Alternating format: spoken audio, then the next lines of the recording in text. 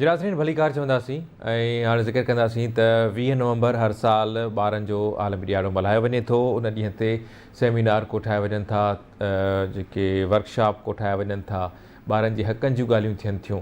पर अफ़सोस जी ॻाल्हि इहा आहे त पूरी दुनिया, ख़ासि तौर ते पाण पाकिस्तान जी ॻाल्हि कयूं या सिंध सूबे जी ॻाल्हि कयूं त रोज़ानो जेके हिन से ॿार तशदुद जो निशानो बणिजनि था, नफ़सियाती तशदुद जो, जिस्मानी जिनसी तशदुद जो निशानो बणनि था।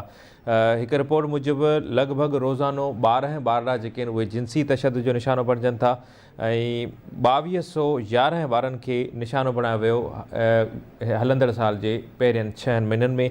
ऐं जनवरी 2022 खां जून 22 ताईं जेके निशानो बणिया उन्हनि में 4000 नींगरियूं आहिनि, 1207 नींगर आहिनि।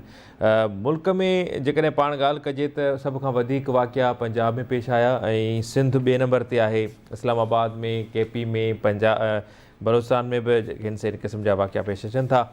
सिंध राइट्स चाइल्ड कमीशन बि आहे, अथॉरिटी बि आहे, ॿारनि जे हक़नि जो कानून बि ठहियलु आहे, ॿारनि जे हक़नि जी ॻाल्हि बि कई वेंदी आहे, पर उन ते अमल न थींदो आहे। स्ट्रीट चिल्ड्रेन जेके आहिनि उहे बि तमामु घणे तइदाद में ॿाहिरि मौजूदु आहिनि। उन्हनि जे हक़नि जे लाइ छा थी रहियो आहे, केतिरा ई लखें ॿार जेके आहिनि उहे स्कूलनि खां ॿाहिरि आहिनि, उन्हनि जे लाइ छा थींदो रहियो आहे। सॼी सूरत हाल ते पाण ॻाल्हि ॿोल कंदासीं। राब्तो कयो आहे national commission on the rights of child जे लाइ सिंध जा मेंबर आहिनि, समाजी अॻवान आहिनि। इक़बाल अहमद ॾेथो साहब असांखे जॉइन कयो आहे। ॾेथो साहब प्रोग्राम में भलीकार चवां थो।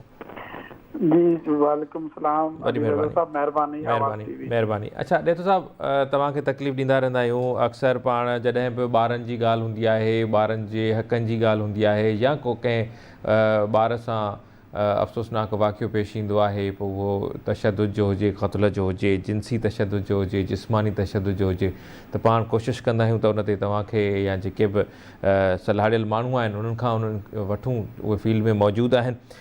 कीअं था ॾिसो 20 नवंबर वारो ॾींहुं त मल्हायो वञे थो, ॿारनि जो आलमी ॾियारो मल्हायो वञे थो, पर जेके हक़ीक़तूं आहिनि, जेका हक़ीक़ी तस्वीर आहे उहा ॾाढी ॾुखोईंदड़ आहे। ऐं रोज़ानो ॿार जेके आहिनि उहे घरनि में, मदरसनि में, स्कूलनि में, गिटियुनि में, ॿाहिरि दुकान ते वञनि था, उते मतिलबु ॼण त ॿारु जेको आहे वालदेन पंहिंजे ॿार खे ग़ैर महफ़ूज़ सम्झनि पिया ऐं असां वटि क़ानून ते अमल नथो थिए। कीअं था ॾिसो सूरत हाल खे?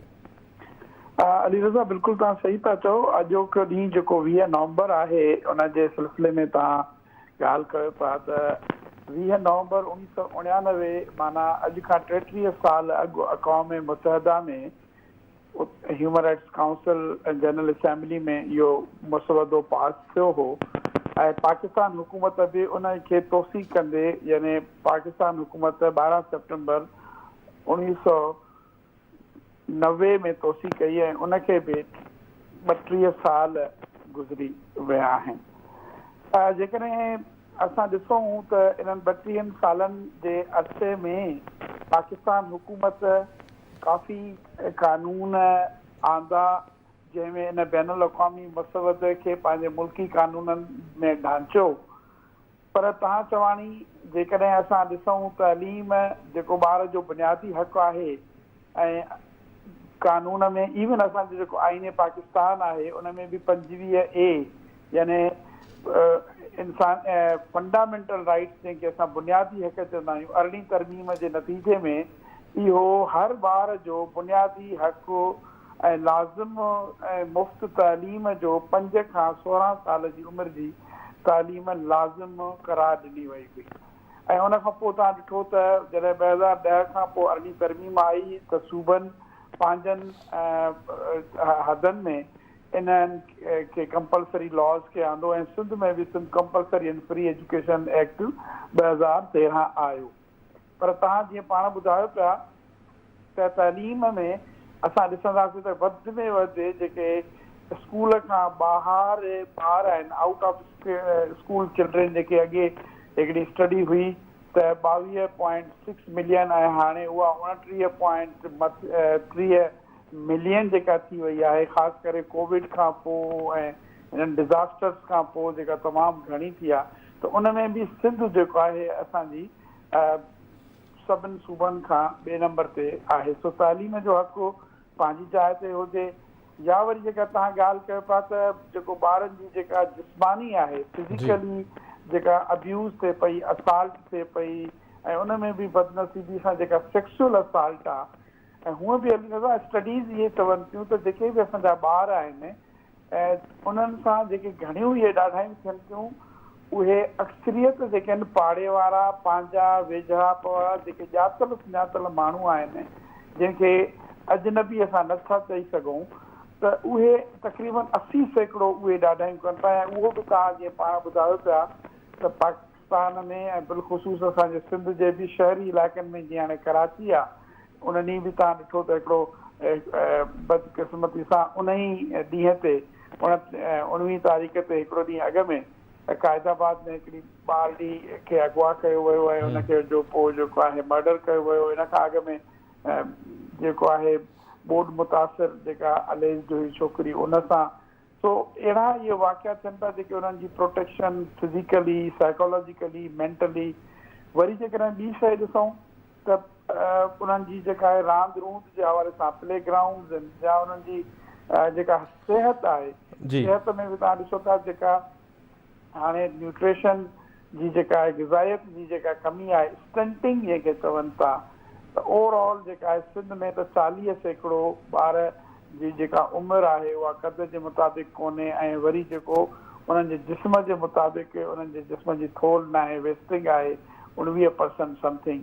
सो ग़िज़ायत जी कमी, हेल्थ जी, तालीम जी, रांदि रूंद। अच्छा नेता साहब, माफ़ करियो तव्हांजी ॻाल्हि कटियां थो, त असां वटि खाता सभु मौजूदु आहिनि। बहबूद आबादी वारो बि खातो आहे, सोशल वेलफेयर बि आहे, ॿारनि जी हक़नि जे लाइ कमु कंदड़ उन्हनि जी प्रोटेक्शन जे लाइ अथॉरिटी बि क़ाइमु थियलु आहे, सिहत खातो बि आहे, तालीम खातो, लिटरेसी जेको आहे एजुकेशन ऐं लिटरेसी वारो बि खातो आहे। खाता सभु मौजूदु आहिनि, बजट बि मुख़्तस थिए थी। पर जेके कानून ते पाण बाद में ॻाल्हायूं था, पर जेके हक़ीक़त आहे उहा ॼण त ॾाढी ॾुखोईंदड़ आहे। ऐं उहा ईअं थो लॻे ॼण त इहे सभु खाता, सभु अथॉरिटियूं सभु ग़ैर फ़ाल आहिनि। त इहे ग़ैर फ़ाल छो आहिनि? इहे अमली तौर ते मैदान में छो नथा लहनि ऐं उहे अमली तौर ते क़दम छो नथा खणनि?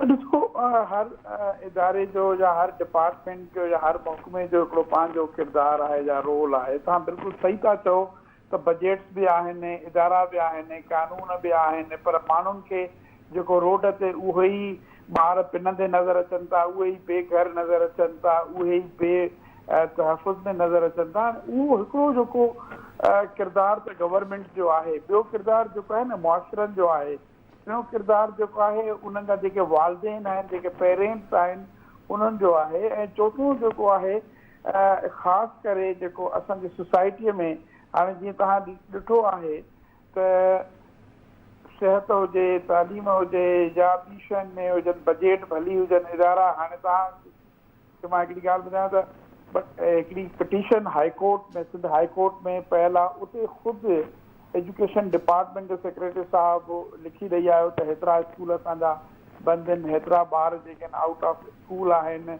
ऐं उन जे लाइ जेको आहे न मुआशिरे में, हाणे जीअं मां तव्हांखे अॻु में बि चयो आहे त लोकल गवर्नमेंट जेका आहे, जेका बुनियादी तौर ते कलेदी किरदारु करे थी सिस्टम में, असां वटि लोकल गवर्नमेंट जो सिस्टम जेको आहे उहो सॼो कमज़ोर आहे। जेके माण्हुनि में अवेयरनेस ॾियनि, जेके माण्हुनि में शऊर ॾियनि, जेके माण्हुनि खे इन्हनि ॿारनि जे हक़नि जी हासिलात लाइ कमु कनि। सो जेतिरी समाजी तौर ते इन इशूअ खे ग़लति न सम्झो वेंदो, इदारनि जी अकाउंटेबिलिटी न कई वेंदी ऐं पॉलिटिकल कमिटमेंट न हूंदी।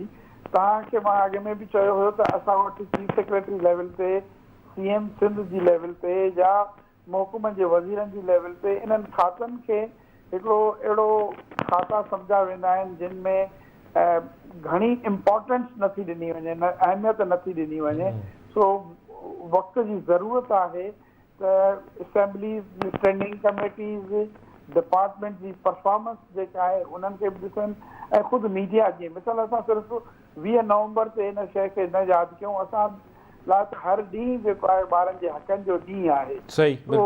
असां एपिसोडिक था थियूं, ऐं मुंहिंजो इहो ई तव्हां सां अॼु जे ॾींहं जे हवाले सां इहा ई शइ आहे त ॿारनि जे हक़नि जे बारे में हर माण्हू जेको आहे पंहिंजी ज़िम्मेवारी जेको आहे उहा महसूसु करे, ॿार स्कूलनि में दाख़िल कनि, चाहे जेको ॿारनि जो पोरियो आहे, चाइल्ड लेबर आहे, उनखे निंदियो वञे, ऐं उन्हनि जे लाइ अहिड़ो माहौल पैदा कयो वञे त जीअं ॿार पंहिंजो पोटेंशियल जेको आहे उहो रियलाइज़ करे सघनि। वॾी महिरबानी डेथो साहब तव्हां पंहिंजो टाइम ॾिनो।